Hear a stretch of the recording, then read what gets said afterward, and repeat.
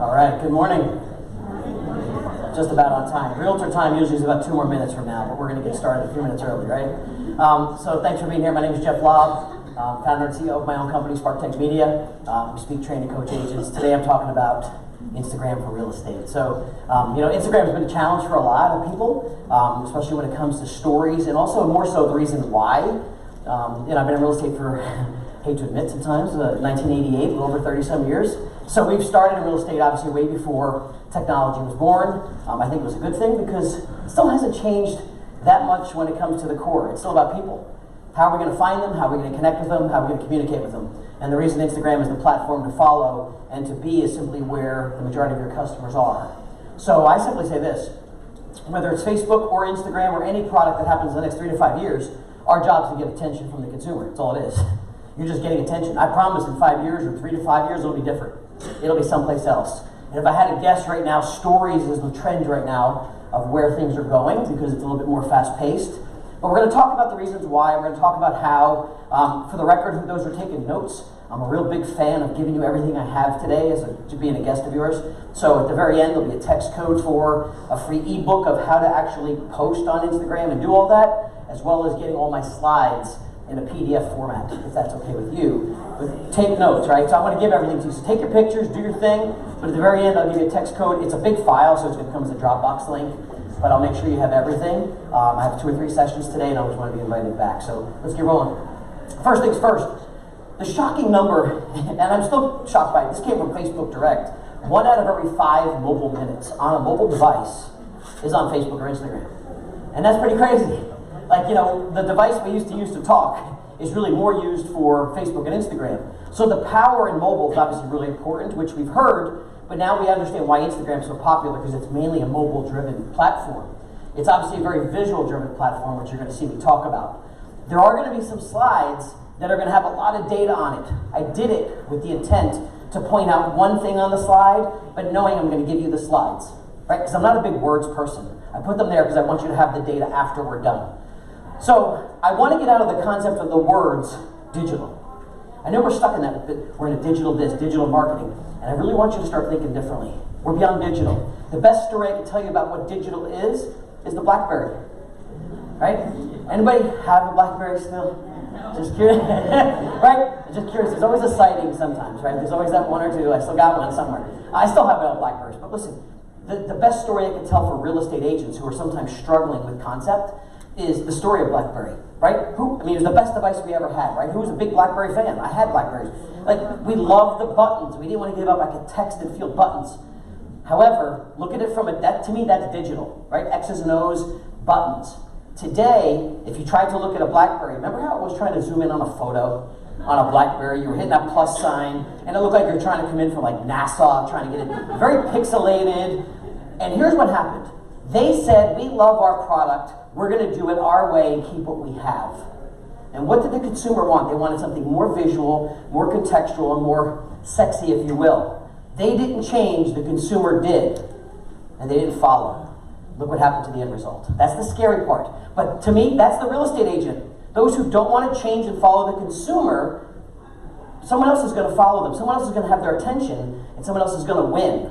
So I don't tell you you have to do any of this stuff. When I coach my clients now, listen, I'm here to get results, but at the end of the day, I can't force you to do it.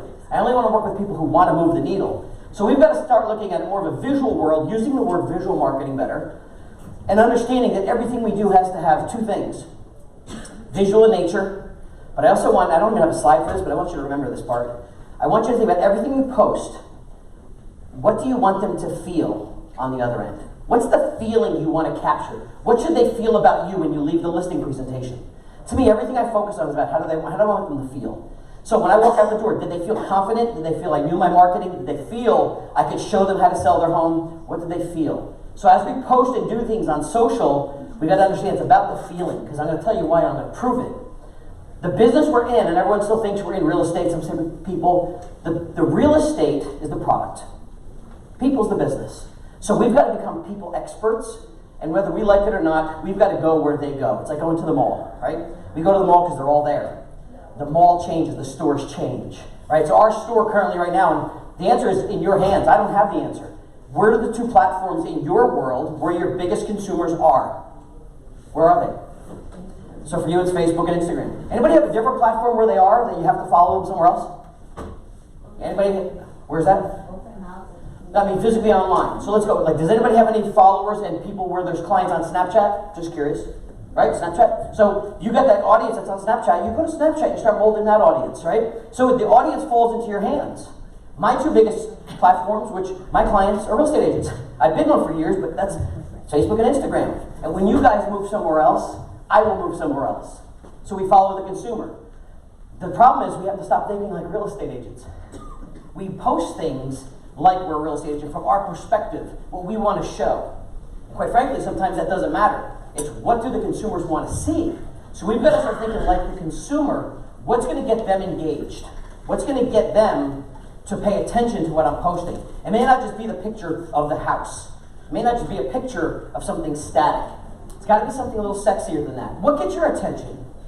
Like when you see that cool recipe from that cool restaurant or that sushi dish that looks beautiful, something like that captures your attention, doesn't it? Anybody a foodie?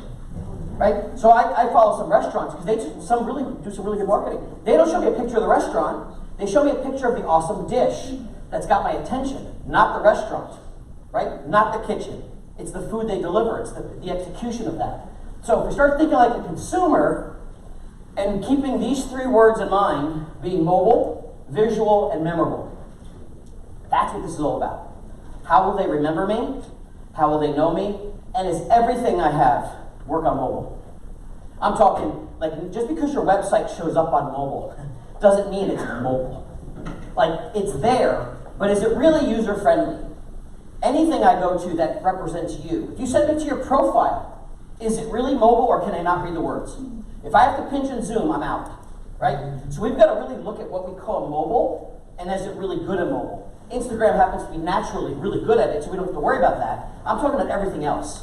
When you send me to a link, what does it look like on mobile? To me, it should always be a mobile first look at it. And if you can't understand it or see it, or if you have to hit drop-down menus on a mobile that's real tiny, change it. Absolutely change it. So, the pictures we talk about, everything used to be about getting things that are very show-stopping, eye-catching material. Now it's truly thumb-stopping. You've got to stop my thumbs. If you think about it, think about how you search. If you were on your website, if you're on Zillow, Realtor.com, and even if you're scrolling through homes, how quickly are you scrolling through, and what's your attention span like? Right? When you're zipping through on lunchtime. Now think about the consumer. Anybody have a teenager in the room? Okay, watch them on Instagram. Say 3 seconds is a lot of time. They're not 3 seconds, they're probably faster. They're processing very fast. You've got to stop my thumbs. And when you have to stop my thumbs, it's got to be that one photo. And I'm going to share it at the very end, a way to capture some really cool photos. The one photo needs to stop me. That's all the time you got. Because that $800,000 listing goes just as quick if you didn't capture my attention. So we got to use something very quick to capture people. And that first photo has got to be the most magical. So we got to think about what we put first. Thumb-stopping content. All right, so here's a loaded question. And this will make you understand why. Why is it so successful? I'm not going to say successful, we know that. Or why is it addictively successful? Because it is an addiction at this point. It's become an addiction. Why? Any social platform right now. Outside Instagram, why is it successful? Very visual, right? So it's quick and it's visual, you can see it. Entertaining, absolutely entertaining, right? It could be a time suck too, but at the same time it can be very entertaining. Why else? Very informational. Who said that? Informational, right? Informational. It's also, we're sometimes seeing things on social before we actually know it as news, right? It's become the television replacement in some cases. It costs me nothing. It's a targeted audience. There's a million reasons, but I want you to think of this one special reason, because when we think of it from marketing, you need to understand why. It's an emotional play. It's a play on your emotions. That's what makes it the addiction. I want to prove it to you. If I can prove it's emotional, now you know why it's a marketing tool, because emotional marketing is the best power you can have. That's why we've got to focus on the emotion and how you make people feel about it. When you guys make a post on Instagram or even on Facebook, what are each and every one of you doing 2 to 3 minutes later? Checking to see if someone gave some love, some likes, or some comments. right? That's what everyone, 99% of the people, very few make a post and check out, go to lunch and come back later and check. That's an emotional response. You're there looking for something. You're looking for acceptance in a bit. I'll tell you this, in 3 to 5 minutes goes by. 7 minutes goes by, and there's not one person that liked or commented or gave you a heart. How do you feel? Like, is Facebook down? Is Facebook down? Like, you're hitting that refresh button, right? You're hitting refresh, and you're hoping like something's wrong. Sometimes there's people that you want to delete and start over, right? So that's emotions. You know you're all guilty of it, right? So, once you understand it, I try and break out, how do we understand it so we can understand now when we're doing things on it, we can make it make sense for our customers. Because now I can get their attention if it's emotional. So now that I know it's an emotional play, the other thing that happens is when you get the emotion and you get the engagement, it changes your shift of how you think, how you're getting that engagement, how you're smiling and your people like it. There's teenagers coming up in this world, they don't get 100 likes like they're ready to jump off the bridge. And you might think that's crazy, but that's where it's going. It's acceptance. And I'll tell you what, if you're that person, sometimes that stubborn mentality that says, I really don't care if people accept me, I want to say, then you just want to be heard. Right? You can have that other person that like, I don't really give a, I want to be heard. So that's right, we have a voice now, which is good and bad, right? Sometimes not so good for those who have the voice in sometimes negative directions. So it's very damaging in some cases. Then third is, you get that look. And some of you know that look, because it's right around 11 o'clock midnight, sometimes your time. And it's either you or your spouse giving it to you, or sometimes both. And it's simply this, when are you going to stop? When do you put it down, right? And you know who you are, because that's the addiction part. Now, that's not to say it's a bad thing. There's some really great ways to make it productive, too. And that's what we have to understand. While it could be just as bad, look, I can sit and play solitaire on my desktop and not prospect. Or I can sit on Facebook and social media and Instagram and use it to my advantage. See, the number one thing people talk about on social, Instagram or anything else, is life events. That's what they're posting about, their life. Right? When people sell real estate, what do you think the trigger to selling real estate is? A life event. Right? It's the life event. It's the connection to someone that's having a life event. I'm having a baby, I'm getting married, I'm getting divorced, I have 4 kids and they're now all out of, like right now, my group of friends, we all hit those stages. You all know that. You get to a certain age, everyone's getting married. You're at like 10 weddings in a year. We're at the stage now where every one of our kids, last one or some of them, out to college. I got this big old 4-bed, 2.5 bath house. I don't need any more. So I might start looking in the Carolinas. I might start looking in the southern regions. And they start posting about those things. We're taking our trip. We're doing this. Those are signs. Right? If I had those signs, to me, it's the best prospecting tool in the world when people are having those emotions. So that's the visual part of how Instagram works, is you got to pay attention to the life event signs that are happening. Right? So it's emotional marketing, and that's how I want you to think of Instagram. Emotion. Right? Now, I'm going to show you how words and pictures mean a big thing from visual concept. I can try and use words to be descriptive. And I can try the best I can even throw emojis at it. So here's simply this. Tell me which is going to get more engagement or reaction from just you yourself. My son fell asleep with our puppy. He's so cute, little lovey eyes and the smiley thing. Or share with you the photo. If I share with you the photo of him and the puppy and they're sleeping all day long, I'll get more engagement because that's reality and that's how we are, right? Same thing happens is I can get even more descriptive into how we picked our puppies and the whole process. And people like to write a lot of words.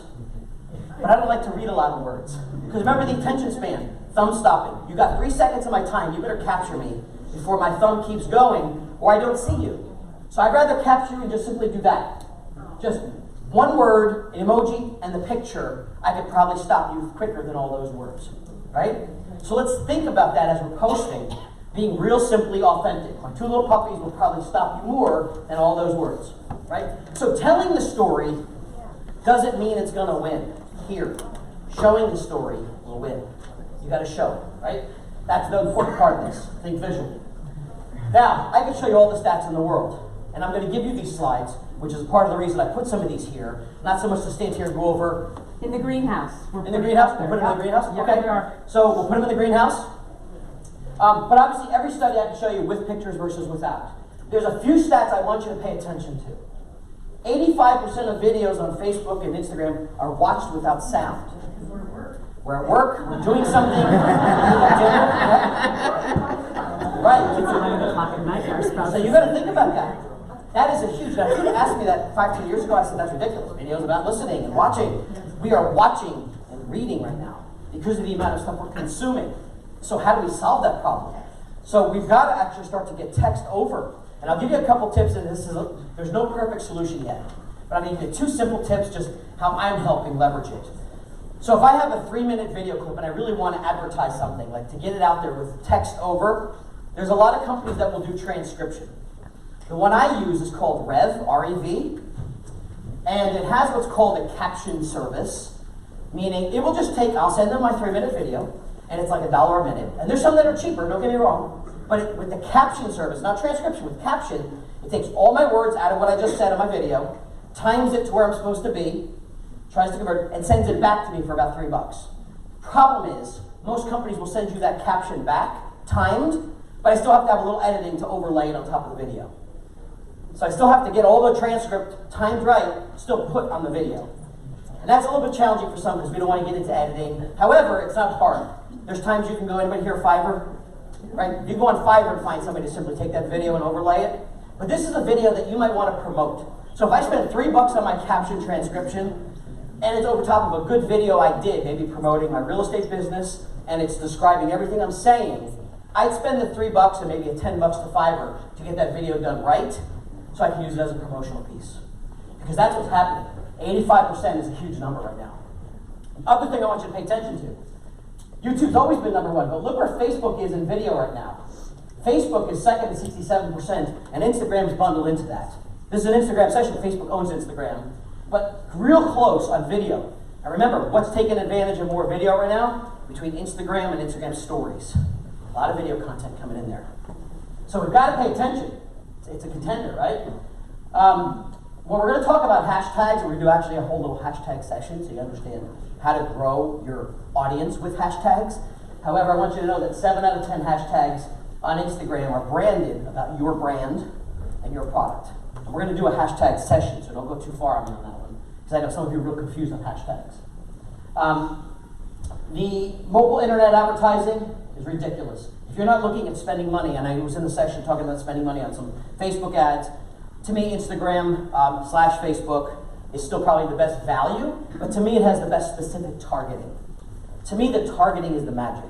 Being able to find the age group of people, the targeting, I mean, we don't have a product like that outside of this product, to target age, location, interests, and showing the content we want to show right in that small micro market. I mean, there's nothing that does it. Television doesn't even do that. So we've got to start to play around with it. And if you actually place an ad on your Instagram page, it has to be a business page, it's literally 5 clicks from your mobile phone. 5.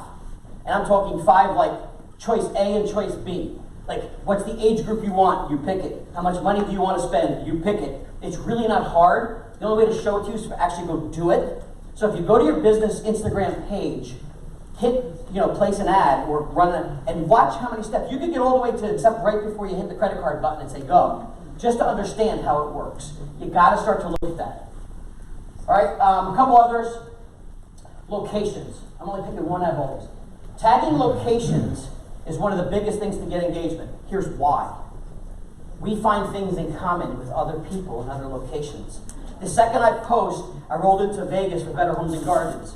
Right away, where are you staying in Vegas? Hey, I was just in Vegas. Hey, we're heading out on vacation in Vegas. Things in common with other people based on the location. And then if I even get specific and saying I'm at the MGM Grand, now it's like, oh my God, I love the MGM Grand. Did you go to this restaurant?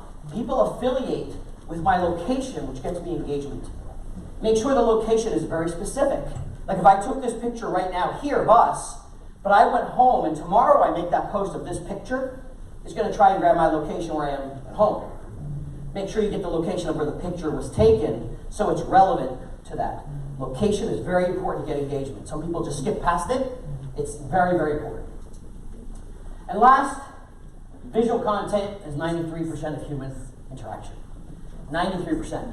I would much rather be face-to-face with you, sitting with you so you can see my expressions, my gestures, my passion behind my listing presentation than trying to do it over the phone. So we've got to understand it's the visual content that's going to win. Now, these, take your photos, but I'm giving these to you. I wrote these down because I wanted this as a handout.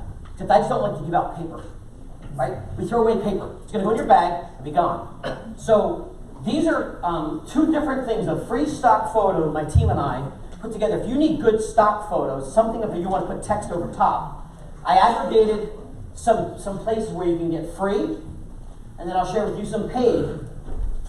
And obviously, you pick and choose what kind of content you like. But good photos, we'll put it in the greenhouse, Amy? Yeah, but brand ID guide, we have hundreds of photos that you can use. Yes. That are branded for the brand already. There you go. That's already branded. So brand ID guide.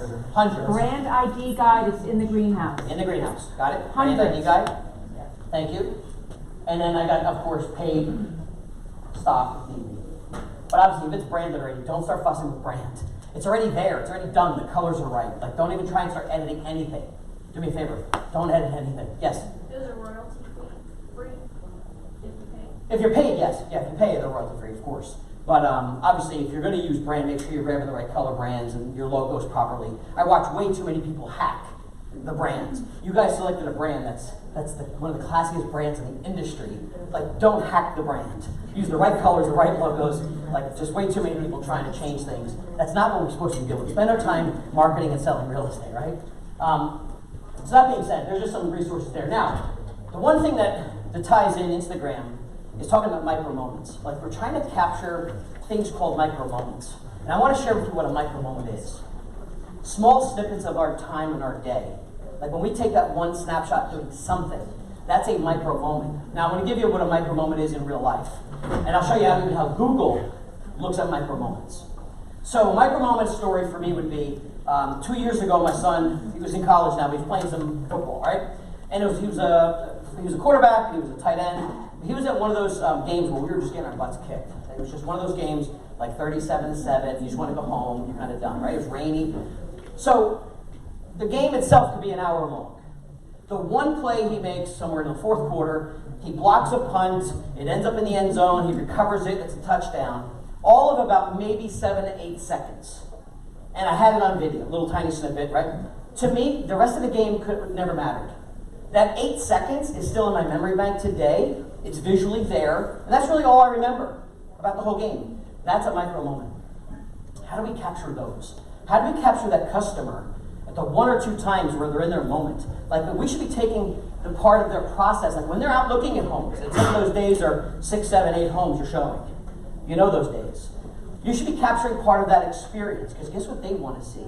They want to be able to replay it back at some other point in time when they found their house. What was the process like? What was the memory like? Good or bad? Right? We've all had sometimes that challenge to take them from point A to closing.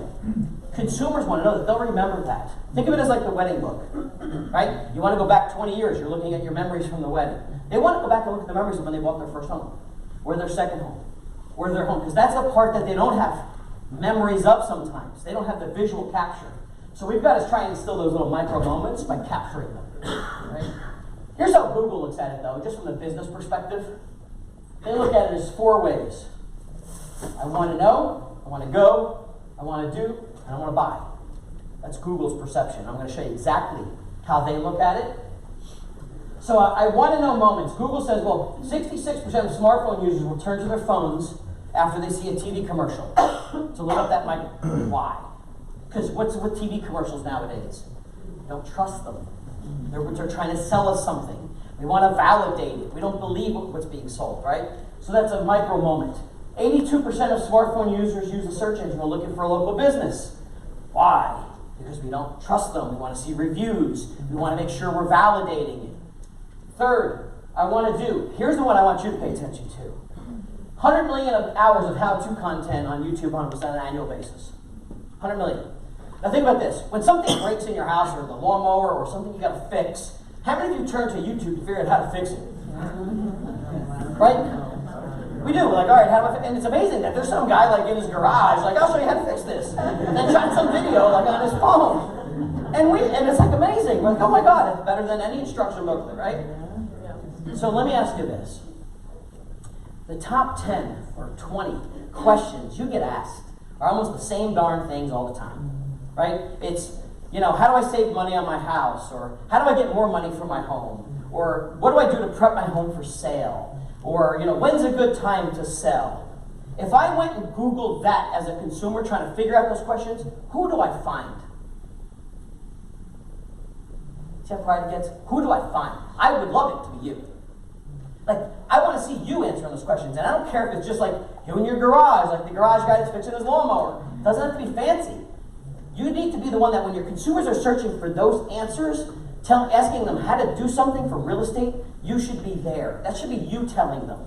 They don't have to be magical videos. They just need to be simple 2 to 3 minute answers, so you're the local expert and you're populating in the search when being found, right? That can be done both on Instagram, YouTube, wherever it is, but this is Google's moment right now, right?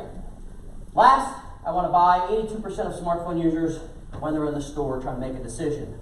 And you'll also see sometimes as they're out looking at homes, they're on their phones, searching for the next home before they're even out of this home, right? So they're always thinking ahead. That's Google's look at it. So think of micro moments as a way to capture those little times of space. So now let's bring in Instagram. These are screenshots used so you can see it, and these are also in the free ebook at the very end. That'll tell you how to post, how to use stories. But I want to point out a few tips. When you have your profile, first of all, there's 2 types of accounts if you don't know, personal and business. Same thing as, almost the same factors, pros and cons of Facebook. The personal account has algorithms that get you more visible. The business wants you to spend a little money.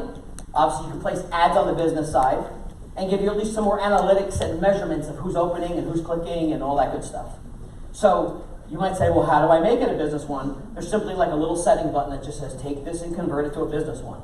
You don't even have to create another one. You can just convert it to a business one. There's pros and cons though. There's no right or wrong. You have to think about which one's going to be better for your use, and sometimes you run 2. I run 2 of them right now because I'm playing with both. I still think the personal one gets me more engagement, but I can't run an ad from it. I want to be able to run an ad, so I have to have my business one. So eventually things are going to come together on this. However, when you have your profile, it only gives you one link. They only allow you one link to click, and if you notice, they don't let you put hyperlinks in any of the posts. And they do that with purpose. And it's smart. They don't want you to leave the platform. The second I give you a link, you're out. It's hard to get you back in. So they've got a captive audience, which is really good for advertising if you're placing ads. They're keeping people contained in the platform by not giving them links to scoot out. Now there's some little tricks of links you can swipe up when you're an influencer to take them to a video or some other things, but in general, they're not letting you put like, go check out this listing, here's a link, boom, no. So, there are some tricks to it. Because it allows me one link, most of the time we'll put our website, or hey, here's my website, my SparkTank media page, right? And that's great, but remember what I said, make sure what it looks like on mobile. Because if someone says, hey, I want to check out this person, I want to kind of vet this realtor, your page better be mobile when I click on that link. So also, if it takes me to the front of your search page, and you want me to learn more about you, is that the right place you want me? So think about the hyperlink in the place you want me for where you put this. Maybe you've got a really nice social media page or an About Me page that's very mobile. Depends on where. So think about where. The other thing I want you to do, because things are very visual, using emojis and spacing and some bullets versus just words. Right? So I'm not saying this is perfect, I use it just for example, but as you can see, I break up the words of what my kind of street cred is by having some emojis built in. Some separation of words. We blur with words that run, right? So that's one. So that's for your business. You'll also know you have a business page when the button that says promote is there. Promote means it's a business page that allows you to run the ad. Versus my personal, so SparkTank Media is my business, Jeff Lobb, my personal one, will not have a promote button. However, still lets me do a profile the same way, still lets me have one hyperlink. URL. Got it? Now, photos. Some of you, this might be basic for some, but others, maybe not. So you take your photos, obviously something very visual. People get stuck on filters. Anybody big filter lovers? Like loves filters? No idea. How about no idea what a filter is? Just be honest, good. Filter. The last thing we want to do is edit photos, right? I don't want to have to learn how to do that. I just want to, when you see filters, here's how you're going to learn. Take your photo, push it there, and just tap every one of them. It's just going to change the color, make it black and white, make it brighter, and you're going to find out that you like, I like 2 filters. If I use any, I like 2. I like X Pro 2 and, oh God, what's the other one? X Pro 2 and there's one other. I just like brighter photos. So I don't like any of the black and white ones or things that convert it. But it makes editing, it kind of edits that photo pretty nicely. The one thing I do add a lot of is right up top there, that little magic button. It's light. Most of my photos are always dark. Now that's a dark photo because it's at night. But in general, that little button will open up and you just slide your finger to add more light. Most photos always need light. Just my little favorite go-to. That's what I like about Instagram. It's like editing without having to edit. So we do that. We place that, we hit some filters, we make the post. Now, we gotta write the caption. So I'm gonna give you some tips on the caption. I wanna make sure that you add location. And as you add location, sometimes it'll know your location, start pulling up the location you're in. This is Portland, it's airport. And I wanna share with you a tip right here. See how it says I can share this to my Facebook page? Which some of you do. So if it's my business profile, it'll share it to my business Facebook page. Right? I've learned, this is not like some science or hocus pocus, that if I write my caption, and I write 10, 12 words, I use my hashtags, which I'm going to show you in a bit, and I hit share it on Facebook too, versus writing my post, copying it, going to Facebook and placing that post separately in Facebook itself, I get more engagement in Facebook when I post it manually versus sharing it. Sharing it is very easy. But here's why I think it happens. When I share something, it's not organic, original content. And I think they give me bonus points and get more visibility when it's naturally posted in the platform. My only science and reasoning behind it, but I've tried it dozens of times and I seem to get more likes and engagement when I go and put the same post purposefully in there manually and do it myself, a little more work, versus hitting the share button and sharing it. Just a test, run it yourself, or don't have to copy and paste it at all. Question? So that's a good question. Does it make sense to post the same content? Not necessarily, no. Your audience may not be the same for that content. In some cases, it might be okay. You might have the same kind of group of audience. What I don't do, though, is I will not use all the hashtags and all that other stuff in Facebook. And I'm going to show you that. Because Facebook's not really, although you can search in Facebook based on search words, I don't use all the hashtags that I use on Instagram in Facebook because it looks un-Facebook-like. Facebook's not really about that, right? But sometimes you might post a different photo or a different look to it, right? So it's a good point. Okay, so there's the share section there. Now, let's talk hashtags for a second. Right? I know it's hot in here, right? I see fanning, like I'm feeling it too, right? Maybe if you want to crack the door, see if that helps, I'm with you, right? So that's okay. Was it cold yesterday? All right, so they're tweaking it up on you. So I'll make sure I talk louder so everyone can hear over the door. But let's talk hashtags for a second. So hashtags, for those who have no idea, just to clearly understand that there's three reasons for them. A hashtag is a word or string of words that when put with the hashtag symbol, make the word or string of words searchable. Searchable. It's like having Google search, right?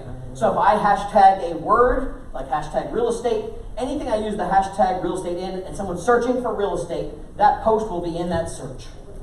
Simple enough.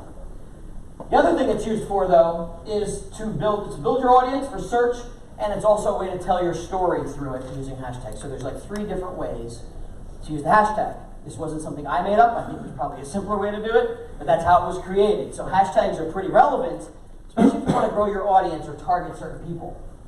So let's go there a second. If I use the hashtag real estate, and I'm selling a property in Florida, hashtag real estate sounds cool. There's probably a lot of people that use it, but then does that make it better?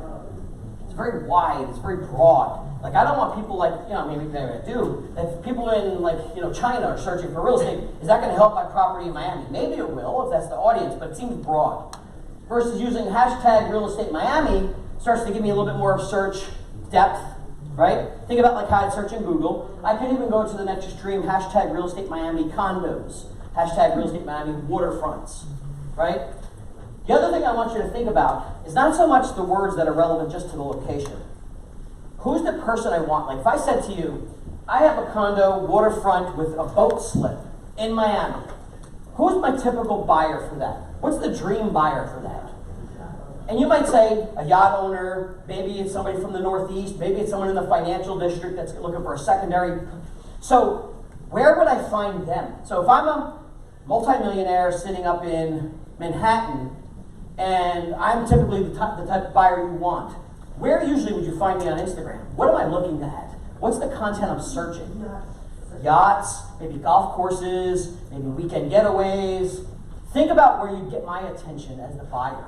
We get so stuck on like the real estate Miami stuff. That's awesome. That's part of it. But who's your captive audience? Where do they spend their time? And I would say that like, all right, if I was going to go network, where would I go network with that kind of people to find that kind of buyer?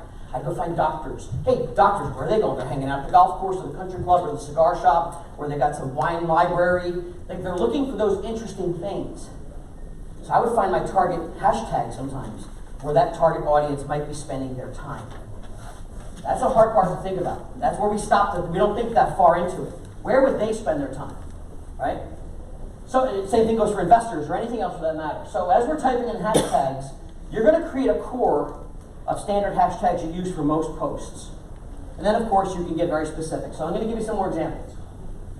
If I start typing in hashtag real estate in the post, it's going to start to show me how many people, it's going to start to populate, are using that hashtag. So hashtag real estate, 12.4 million. Real estate agent, real estate investor. Starts to give me suggestive ones as well. Right? So it starts to give me that. If I'm looking for New Jersey real estate, New Jersey restaurants, it starts to tell me how many people have used it. The larger ones doesn't mean it's better, but it's giving you a snapshot of where people are searching and where people are using those hashtags. Some of you never thought about, so it's a good place to get ideas. Now, let me make it simpler for those that get hashtag. Like, this is overwhelming, I can't believe I'm talking about hashtags, right? Let's understand the story part, because it's also used to tell a story. The story part is this. When Dunkin' Donuts did this promotion a while back, and a lot of them, like Mercedes did the promotion, a whole bunch of people did the promotion.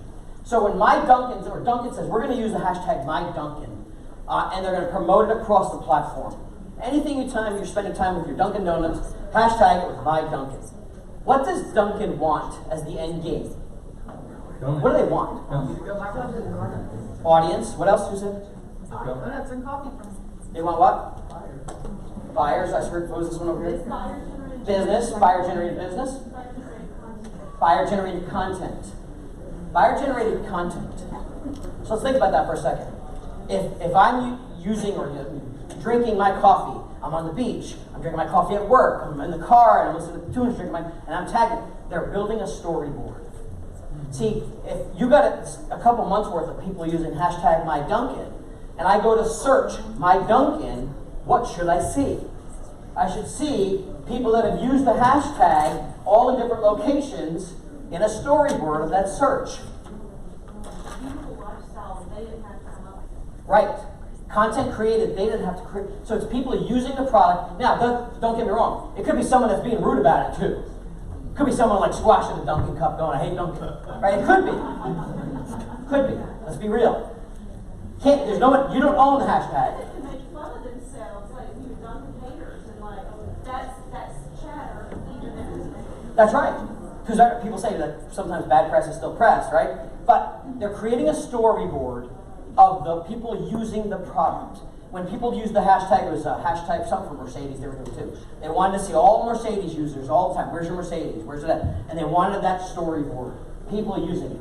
Remember, people love a story. They love to see how people use the product. So let me give you this idea for a second. When I'm using hashtags, I'm going to skip ahead for 2 seconds. Give me a second. I want to share with you a strategy, and I'll go back to that one. A way I would use a unique hashtag for my storyboard, right? So I would find a hashtag. Remember, you don't own it. It's not mine. But I would say create a hashtag that's so unique that no one would ever even think of it. So if I use the hashtag, so let's say I was good for about 20 listings a year. Maybe I sold 18 of them, right? And every listing and every sale I hashtagged, besides all my other hashtags about the location and time, I hashtagged Jeff Lobb's sold homes. I made it up. I put that hashtag on everything I sold, right? Jeff Lobb's sold homes. I can't even remember it that easy, right? So I do it just for me. Now, I love to win listings. That's what I love to do. Listings are the name of the game, and I know inventory is tight in a lot of markets right now. So, especially when you get on that appointment, I don't like to lose. So I would make sure that when I'm showing my customer and my client all of the ways we market homes, and you've got your own branding and your own proposition that you use in your offices, I would talk about how we leverage social marketing. And obviously, listen, not only do we use Instagram and social media to market your homes, we leverage the platforms to where most agents will never think of. Let me show you an example. Now, if I went and I had 20 homes I sold last year, and I went to Instagram and I just put in the tab, and I just searched, Jeff Lobb sold homes, what am I getting?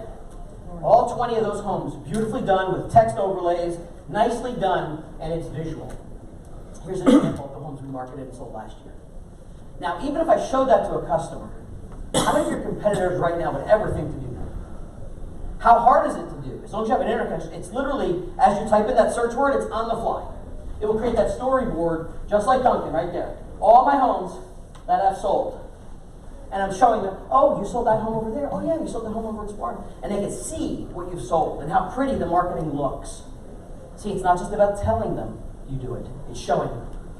So I would create that. Any brokers or managers in the room? Just curious, right? Another idea and thought. We love to talk about the culture when we're bringing new agents into our business. We have a great culture, we do all these cool things. Telling me sounds great. Show me. So everything we do that has a culture thing to it, we did a training event, we had a holiday party, we went on a bus trip, we did whatever we did, use a unique hashtag like Jeff Lobb's office culture or whatever, Better Homes and Gardens, something culture. Hashtag it so that when you're showing somebody, you search it. Here's all the things we've done in the past year or two. We've done that. Remember the trip we did here? You got all the photos and pictures that show people what you've done. That visual impacts me more than anything you tell me. Yes?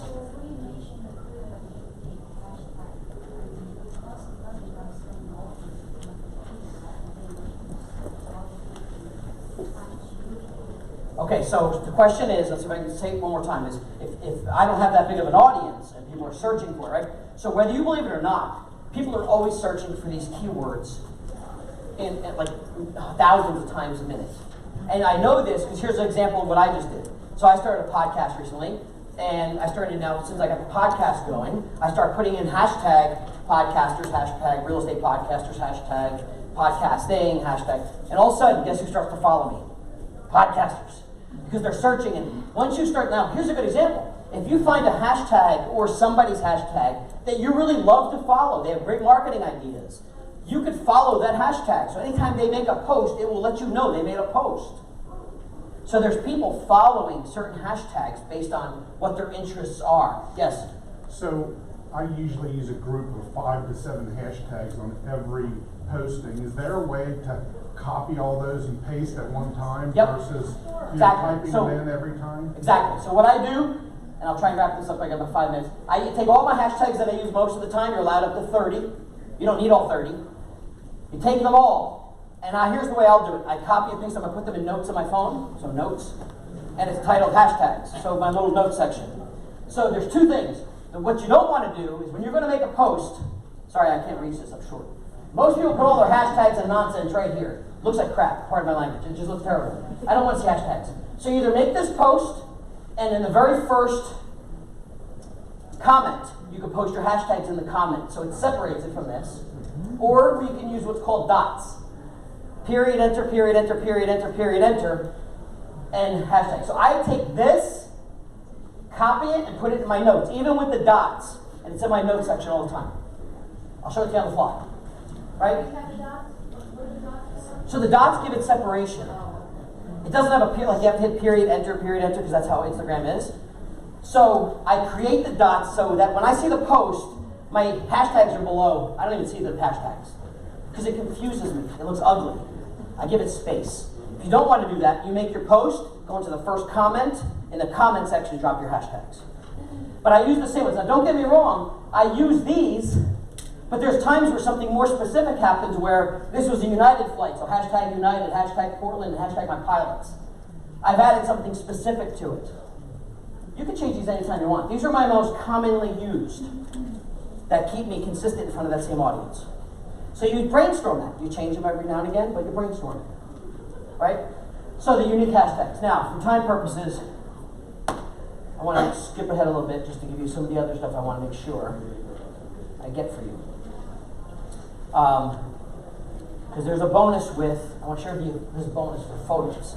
Sometimes we get caught, we have a lot of photo options, but sometimes that thumb-stopping photo we need to create better. So I'll share with you a couple bonuses.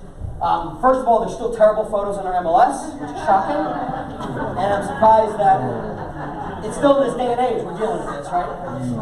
I call that a drive-by photo right there, right? And they still want their 6% for marketing, right? Commission. They still want to, like, this is amazing, right? Here's one from Louisiana. Still confused why that's on the MLS. In the MLS. Now, God forbid you put that on Instagram. But I want you to remember thumb stopping. So if you haven't seen the company, and I don't work for any of these companies, but I have money to give you to go spend because they promised me they give me money for you guys. So Box Brownie has been around for a while. Some of you might be using it, some of you dabbled with it, some of you never heard of it. Box Brownie takes photos. This does not replace your professional photographer, by all means. But you might want that one photo that's thumb stopping, that you take that professional photography and say, I want a twilight photo. I want it to look like the sunset. I want it to like capture that one moment. You send it to them for a couple bucks, they send it back to you in a day or two, already done and edited. Like it's quick. It's a dashboard. You send it to them. Two days later, it's back to you. They can do virtual staging. Tell them what kind of furniture you want. I want country furniture. I want contemporary furniture. They'll stage it, right? And do it all done through editing, which we don't want to do. They will remove clutter. Remove clutter off the countertop, make it go away, and show the place without clutter. Now, we just only wish our clients could remove clutter, so we should show our clients, go, look how pretty this will look without all that junk, right? Can't say it that way. Now you can. Just go, hey, just take a look at this cool photo we got, right? She'll be like, what'd you do all my stuff? But here, look, the data dusk. That photo turns to a dusk photo. That's thumb stopping right there. Give me that photo, right? What else can they do? If you have renovation properties, this was a special project I did with a client, a bank property. We took an investor, we said, hey, we got 16 bank properties. We put a bank 203K loan plan together, got the real estate marketing together and said, we can take these homes when we get our investors done and turn them to that. Now, if you were to look, the same moldings are used, everything's still used in conversion. Now that's custom done, that's not a couple bucks, but at the same time, the magic of editing and having that availability.